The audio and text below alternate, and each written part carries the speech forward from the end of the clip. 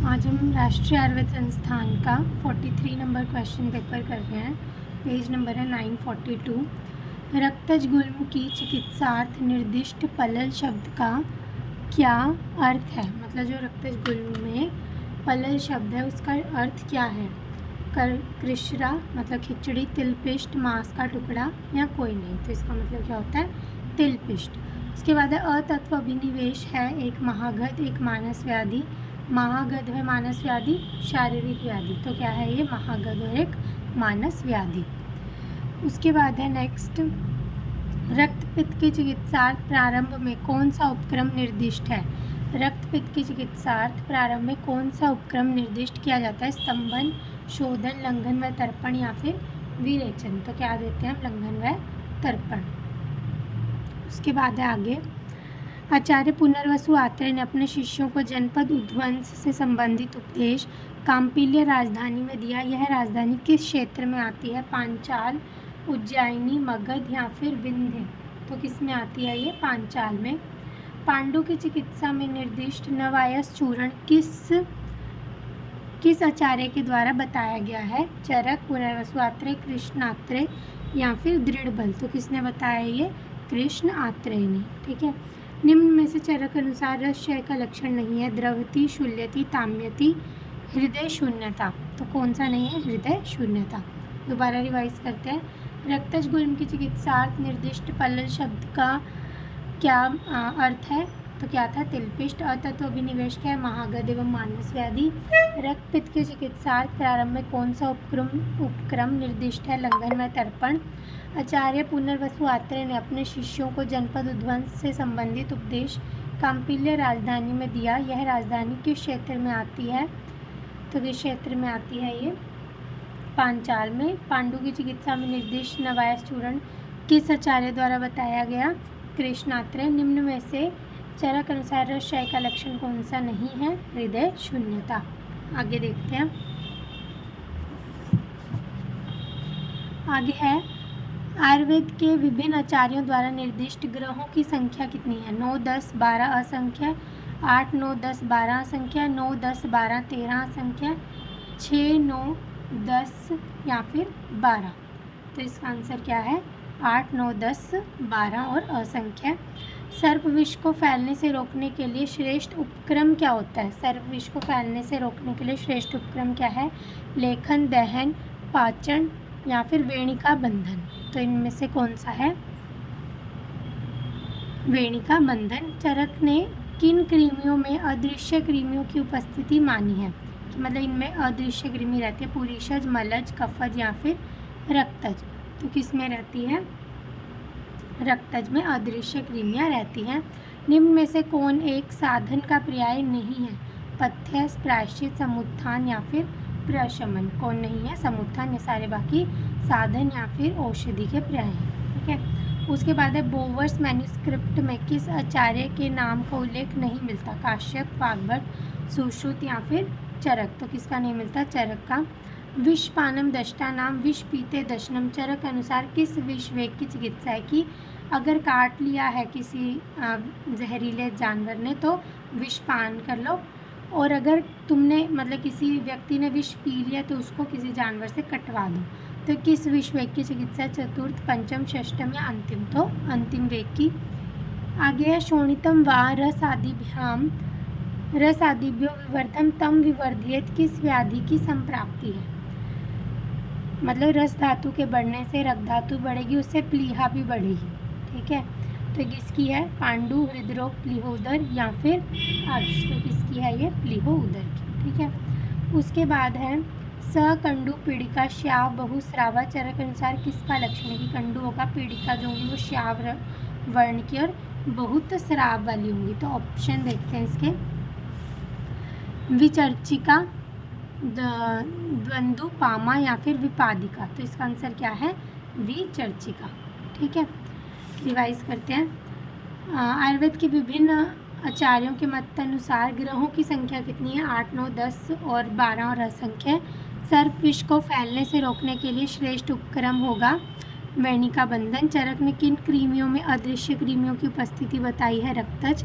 निम्न में से कौन एक साधन का पर्याय नहीं है? समुत्थान। बोवर्स मैन्युस्क्रिप्ट में किस आचार्य का नाम उल्लेख नहीं मिलता? चरक का। विषपानम दष्टानाम विष पीते दशनम। चरक अनुसार किस विषवेग की चिकित्सा है? अंतिम। शोणित्वारा सादिभ्यो विवर्धनम तम विवर्धियत किस व्याधि की संप्राप्ति है? लिहोदर की। सकंडू पीड़िका श्या बहुस्रावा चरक अनुसार किसका लक्षण है? विचर्चिका का। ठीक है, आगे देखते हैं।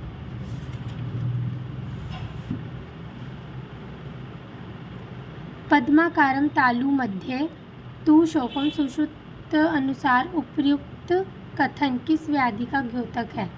मतलब जो है वो पद्म आकार का होगा, तालु के मध्य में वो पद्म आकार मतलब कमल जैसा शोफ होगा। तो किसका? तालु पुपुर, तालु अर्बुद, अध्रुष या फिर अलास। तो किसका है ये? तालु अर्बुद का। उसके बाद है कल का नीरस व कोमल हो जाना किस स्नेहपान का द्योतक है? मृदुपाक, आम पाक, मध्यम पाक या फिर खर पाक। तो किसका है? मध्यम पाक का। प्रदशयात संधारणात रोक्षाद वयमा शुद्धितस्य च चरक अनुसार किस स्रोतस की दुष्टि का कारण है? रस वह, प्राण वह, मास वह या फिर मेदो वह। तो किसका है? प्राण वह का। उसके बाद है साध्य भवत्य भाव व्याप्तो हेतु किसके संदर्भ में कहा गया है? हेतु, व्यापत्ति, अन्वय या फिर हेत्वाभास। तो किसके लिए कहा गया है? हेत्वाभास के लिए। उसके बाद है पतंजलि के योग दर्शन का प्रथम पाद क्या है? साधन पाद, विभूति पाद, समाधि पाद या फिर कैवल्य पाद। तो क्या आएगा इसमें? समाधि पाद। उसके बाद है प्लीहा भी वृद्धि जठरम डैश रिक्त स्थान को पूरा करें, अर्श, उदर, गुल्म या फिर शोध। तो इनमें से क्या आएगा? आएगा हमारा शोथ। ठीक है, प्लीहा भी वृद्धि जठरम शोथम। ठीक है, कि मतलब अगर जठर में शोथ है तो हम क्या समझेंगे कि प्लीहा में वृद्धि है। उसके बाद है चरक के अनुसार वाक्य दोष में परिगणित विरुद्ध कितने प्रकार का होता है? 2, 3, 4 या फिर 5। तो कितने प्रकार का होता है? 3 प्रकार का। उसके बाद है डैश सर्व अपथ्य नाम। तो इनमें से क्या है? निद्रा, विरुद्ध, आयास या फिर आम। तो क्या आएगा इसमें कि सभी ओर से अपथ्य कौन है? आयास। ठीक है, रिवाइज करते हैं। पद्माकारम तालु मध्य तु शोफम सुश्रुत अनुसार उपयुक्त कथन किस व्याधि का द्योतक है? तालु अर्बुद का। कल का नीरस व कोमल हो जाना स्नेह पाक किस स्नेह पाक का द्योतक है? मध्यम पाक।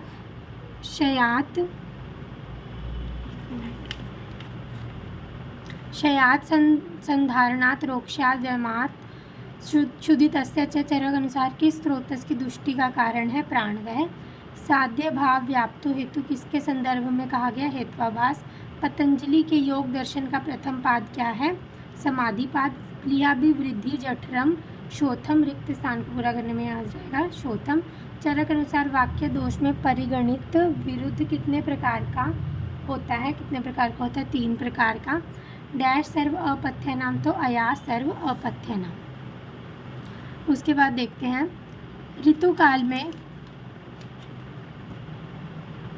ऋतुकाल में स्त्री द्वारा स्नान व अनुलेपन करने से गर्भ को क्या विकृति हो सकती है? ऋतुकाल में अगर स्त्री स्नान करेगी और अनुलेपन का सेवन करेगी तो गर्भ को क्या विकृति होगी? कुष्ठ, प्रमेह, अंधता या फिर दुखशीलता। तो क्या होगी उसको? दुखशीलता होगी। डैश औषधि नाम स्वर्ण, सोम, हरित की, आम्ल की। तो क्या है? सोम औषधि नाम। डैश दीर्घ रोगा नाम, मतलब जो लंबे टाइम तक हमारे साथ रहेगा। प्रमेह, कुष्ठ, राज्य क्षमा या फिर ज्वर। तो क्या होगा? कुष्ठ। डैश विष चिकित्सा नाम, गरो, दूषी, आमो या फिर सर्प विष। तो क्या आएगा इसमें? आमो विष चिकित्सा नाम। आम विष जो है वो चिकित्सा नाम, मतलब आम विष जो है वो चिकित्सा करने की योग्य होता है। उसके बाद है आगे किस संहिता में विकृति विज्ञानीय नामक अध्याय है? अष्टांग हृदय, काश्यप, चरक या फिर सुश्रुत। तो किस में है? अष्टांग हृदय में।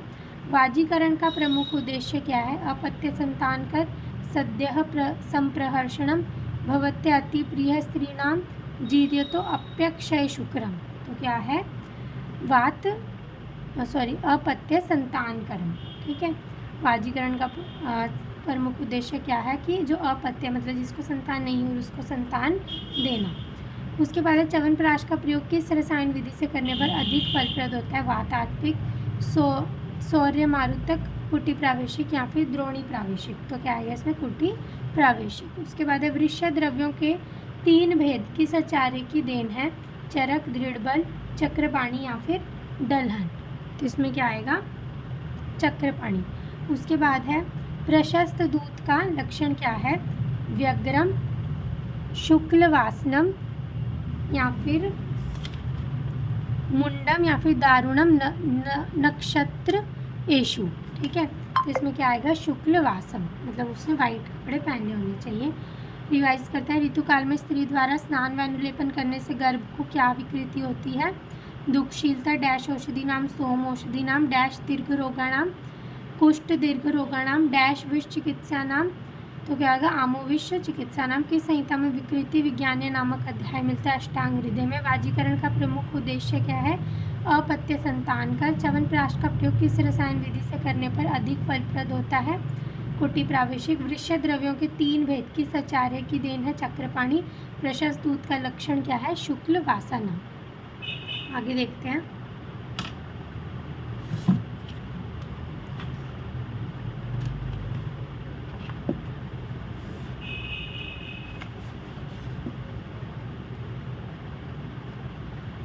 संस्कृत व्याकरण में तियंत किसके द्योतक होते हैं? कर्ता के, क्रिया के, अव्यव के या फिर उपसर्ग के?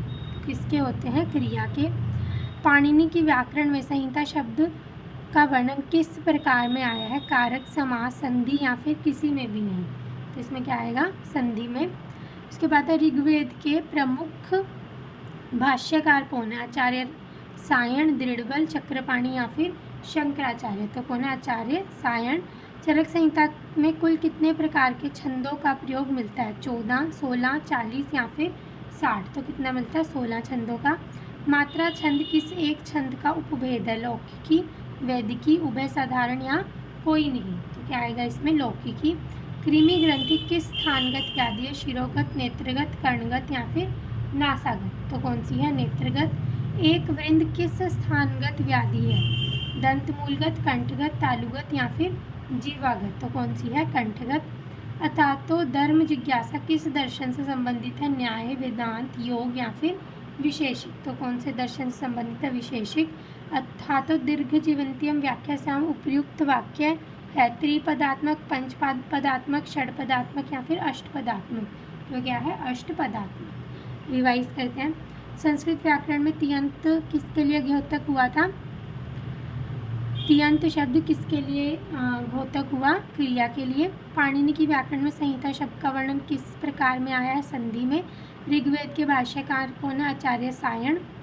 चरक संहिता में कुल कितने प्रकार के छंदों का वर्णन मिलता है? 16। मात्रा छंद किस एक छंद का उपभेद है? इसका लौकिकी का। कृमि ग्रंथि किस स्थानगत व्याधि है? नेत्रगत। एक वृंद किस स्थानगत व्याधि है? तो कौन सी थी? कंठगत। अथातो धर्म जिज्ञासा किस दर्शन से संबंधित है? विशेषिक। अथातो दीर्घन जीवित्यम अध्याय व्याख्या साम में कितने उपयुक्त वाक्य है? क्या है वो? अष्टपदात्मक। ये करते हैं।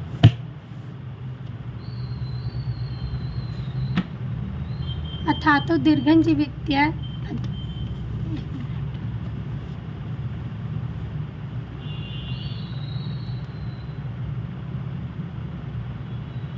अथातो दीर्घन जीवित्य अध्याय व्याख्या श्यामः वाक्य में अथ शब्द का प्रयोग किस अर्थ में किया गया? इसके पश्चात, प्रारंभ, मंगलाचरण के संदर्भ में या फिर अंत। तो किसके संदर्भ में किया गया है? मंगलाचरण के संदर्भ में। उसके बाद है काश्यप के अनुसार शिशु को अनुवासन बस्ती कब दी जा सकती है? अध्यस्तनो अन्नभुक्ता, जो अन्न खा सकता है और जमीन पर चल सकता है, जो अन्न नहीं ग्रहण कर सकता है, जो दौड़ नहीं सकता, जो बोल नहीं सकता। तो किसको देनी है? जो अन्न खा सकता है और ज़मीन पर चल सकता है। ठीक है, अनुवासन बस्ती उसको दे देनी है। सुश्रुत अनुसार शस्त्र द्वारा रक्त विस्रावण के कितने भेद निर्दिष्ट किए गए हैं? 4, 2, 5 या फिर 3। तो कितने किए गए हैं? 2। उसके बाद है विशोषिते श्लेष्मणि पित्त तेजसाम नृणाम भवेतो स्त्रोतसी किसका लक्षण है? कि मतलब विशोषण हो जाएगा किसका, पित्त के तेज से श्लेष्मा का, तो ये और स्रोतस में क्या हो जाएगा, फिर वो अड़ जाएगा या उसका अवरोध करेगा। कर्णश्वेट का कर्ण प्रतिनाह, कर्णगूथ या फिर कर्णकंडू, क्या आएगा इसका, कर्णगूथ का। ठीक है, उसके बाद है Cassia occidentalis is a botanical name of चक्रमर्द, कासमर्द, इसबगोल या फिर इंगुदी, तो किसका है ये, कासमर्द का, केशिया ऑक्सीडेंटालिस। किस द्रव्य को चरक व सुश्रुत दोनों ने शिरोविरेचन गण में रखा है, ज्योतिषमती, कडार, उग्रा या फिर सभी, तो इसको रखा है ज्योतिषमती को। रिवाइज करते हैं। अतातो दीर्घन जीवित अध्याय व्याख्यास्याम वाक्य में अत शब्द का प्रयोग किस अर्थ में किया गया है, मंगलाचरण के संदर्भ में। काश्यप के अनुसार शिशु को अनुवासन बस्ती कब दी जा सकती है, जो अन्न खा सकता है और ज़मीन पर चल सकता है।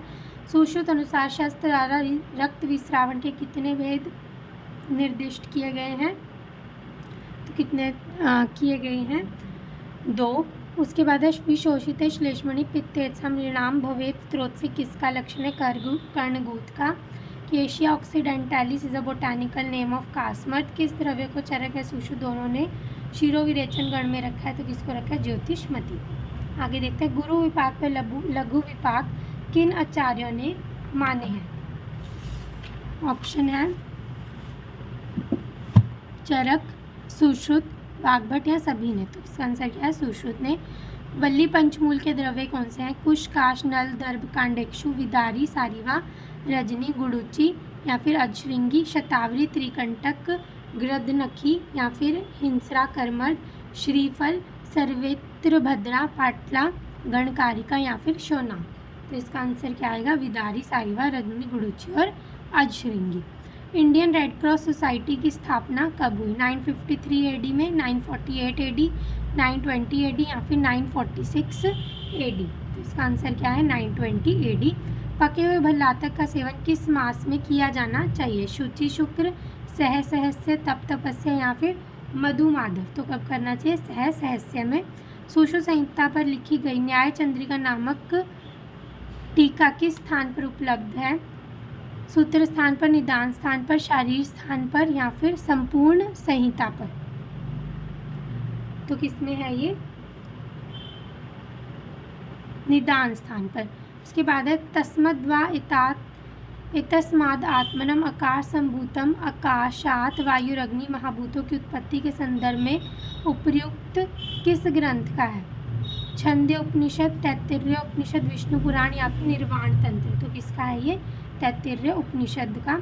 वेल्लूर शब्द का अर्थ क्या है, शुष्क शाक, शुष्क मांस, शुष्क दूध या फिर कमलनाथ, तो क्या है, वेल्लूर शब्द का मतलब क्या होता है, वल्लूरक, शुष्क मांस। न चातुल्यो दुष्यो न दोषा प्रकृति भवेत किस प्रकार की व्याधि के घोतक है, सुख साध्य, कृच्छ्र साध्य, असाध्य या फिर याप्य, तो किसका है ये, सुख साध्य का। रिवाइज करते हैं, वल्ली पंचमूल के द्रव्य कौन से हैं, विदारी, सारिवा, रजनी, गुड़ुचि, अजश्रृंगी। इंडियन रेड क्रॉस सोसाइटी की स्थापना कब हुई, 920 एडी में।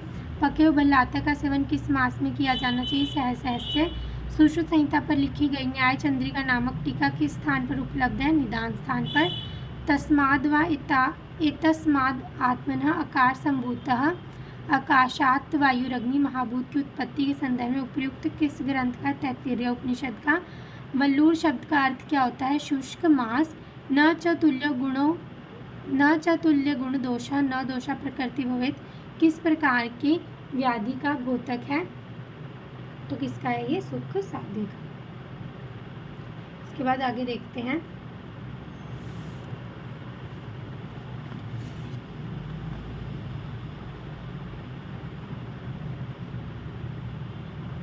मधवासव किन प्रमेहों को शीघ्र ही नष्ट करने वाला माना गया है, वात पित्तज, वात कफज, कफ पित्तज या फिर त्रिदोषज, तो किसको करता है ये, कफ पित्तज को। ठीक है, अष्टांग हृदय के अनुसार चित्रक आदि वटी के पर्याय क्या हैं, शार आदि गुटिका, पंचपटुवटी, वहिनीवटी, रसोनवटी, अर्कवटी, विकासवटी या फिर उपयुक्त में से कोई नहीं, तो क्या आएगा इसमें, शार आदि गुटिका और पंचपटुवटी। ठीक है, उसके बाद है कोष्ठ आश्रित वात में विशेष रूप से हितकर चिकित्सा उपक्रम क्या होगा, क्षार प्रयोग, बस्ती दीपन में अनुलोमन चिकित्सा या फिर रक्त मोक्षण। तो क्या होगा, क्षार का प्रयोग कोष्ठ आश्रित वात में। उसके बाद है which one is the research council of AYUSH, ICMR, CCIM, CCRAS या फिर NIA। तो क्या है, CCRAS।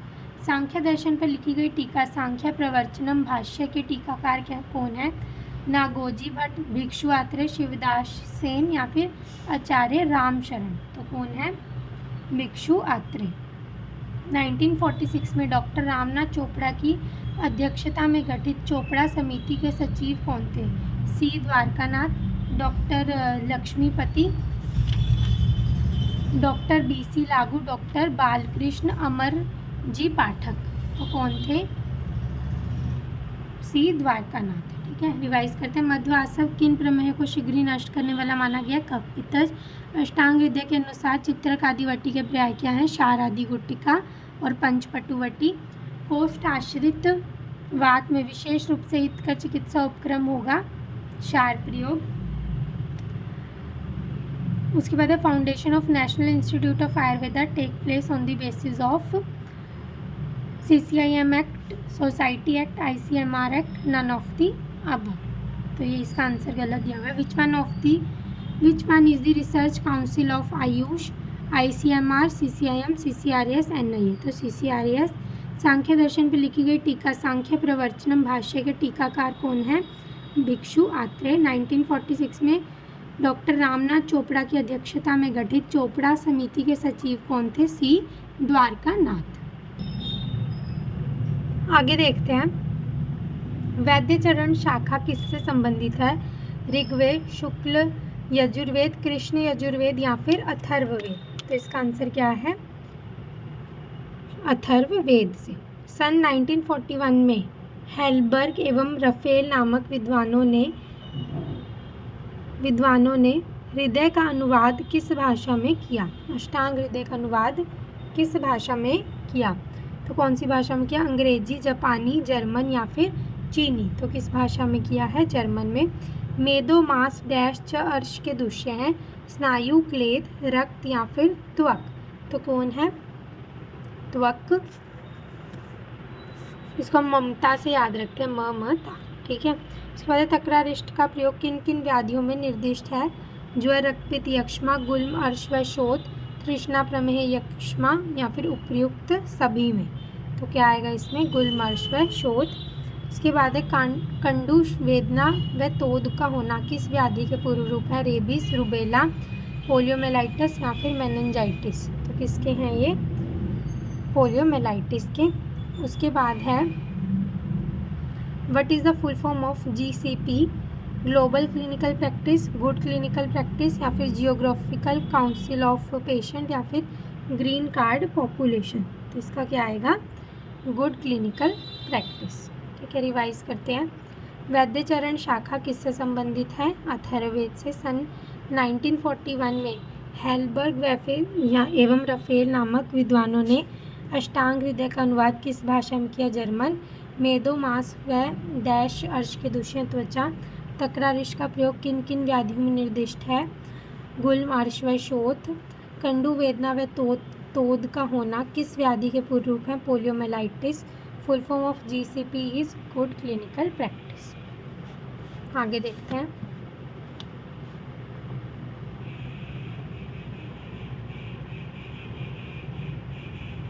उसके बाद सीधा 73 पे आ जाओ, ये सारे गलत दिए हुए हैं। Site of polyploid carcinoma in the uterus is submucous layer, subserous layer, interstitial layer या फिर इंट्राम्यूरल लेयर। तो इसका है सबम्यूकस लेयर का। व्हाट इज फार्मिकोविलिंगनेस, क्या होती है, study of the adulteration of drugs, study of adverse effect of drugs, study of efficacy of drugs या फिर नन ऑफ द अबव। तो क्या आएगा इसमें, study of adverse effect of drugs. उसके बाद है घ्राण, अक्षी, मुख, पाक, आद्य डैश अत्य आदि दारुणम किस के संदर्भ में आया, बाल अतिसार, शीर अल्सक, नैगमेश या फिर विसूचिका। तो किसके लिए आया, शीर अल्सक के लिए। उसके बाद है आगे 77 एक ग्रीक वैज्ञानिक ने एयर वाटर एवं स्पेस नामक स्वस्तित्व की किताब लिखी। उस वैज्ञानिक का नाम क्या है? हिप्पोक्रेट, रॉबर्ट कॉक, पाल एयरलिख या फिर लुईस पाश्चर। तो किसने लिखी? हिप्पोक्रेट्स ने। प्राण किस पर आधारित माने गए हैं? अग्नि पर, आयु पर, वायु पर या फिर अन्न पर? तो किस पे माने गए हैं? हमारे अग्नि पर। प्राण जीवति किसके लिए आया? प्राणवायु, उदान वायु, समान वायु या फिर व्यान वायु? तो किसके लिए आया? प्राणवायु के लिए। गौतम के न्याय सूत्र में 5 अध्याय हैं और प्रत्येक अध्याय विभक्त है 2 वार्तिकी में, 5 वार्तिक में, 2 आहनिक में या फिर 5 आहनिक में। तो किस में है? 2 आहनिक में। कणाद के विशेषिक सूत्र में कुल कितने अध्याय हैं? 10, 20, 30 या फिर 120। तो कितने हैं? 10। रिवाइज करते हैं। घ्राण, अक्षी, मुख, पाक आदि अत्य संचारी दारुणम किसके लिए आया है? शीरलसक के लिए।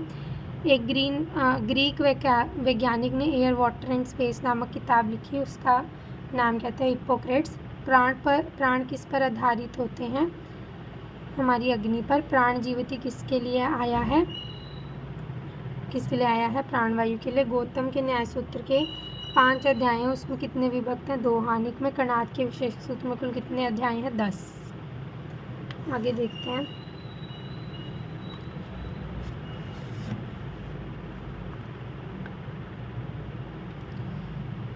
वात के साथ कफ व पित्त के संश्लिष्ट होने पर प्रथमतः किसकी चिकित्सा की जाती है? कफ की, पित्त की, दोनों की साथ करनी चाहिए या फिर रक्त की? तो किसकी है? 82 है ये। इसमें क्या आएगा? पित्त की। वायुस्तंत्र यंत्रधरा किसका लक्षण है? शरीरगत कुपित वात का, शरीरगत अकुपित वात का, लोकगत कुपित वायु का या फिर लोकगत अकुपित वायु का? तो किसका है ये? शरीरगत अकुपित वायु का। संति निदानानि संति व्याधे संति सिद्ध्युपायः साध्ययानम इति किस प्रकार का सिद्धांत है? सर्वतंत्र, परितंत्र, अधिकरण या फिर उभयुपगमम?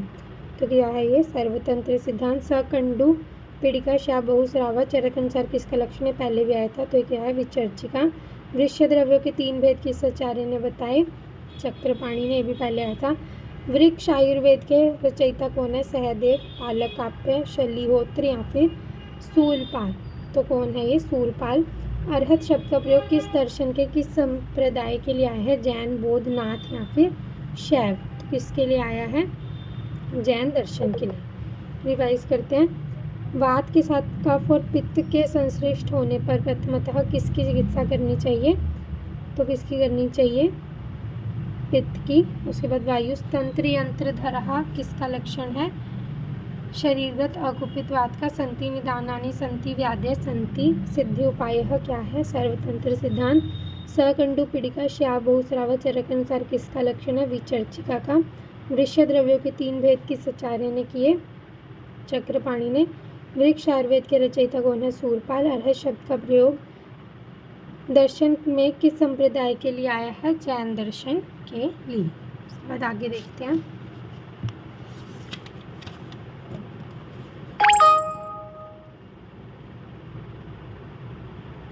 आचार्य चरक ने कौन से शिलाजीत का वर्णन नहीं किया? स्वर्ण, रजत, ताम्र, लोह, त्रपु, शीस या फिर त्रपु और ताम्र? तो किसका नहीं किया? त्रपु और शीस।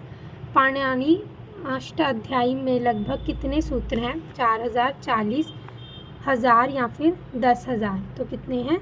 4000। तम द्विविधम डैश प्रदोषम चक्षते विषजः विसूचिका अलसकम च अन्न, रस, आम या फिर गर? तो क्या आएगा इसका? आम विष। लोभ की परिभाषा है विषय अनुचिता प्रार्थना, विषय उचित प्रार्थना, समाने द्रव्य प्रसंबंधन, प्रतिषेध इच्छा, उचित व विषय पुनः पुनः प्रत्यय इच्छा। तो क्या आएगा इसका? विषय अनुचिता प्रार्थना, मतलब अनुचित विषय की प्रार्थना करना ही लोभ है।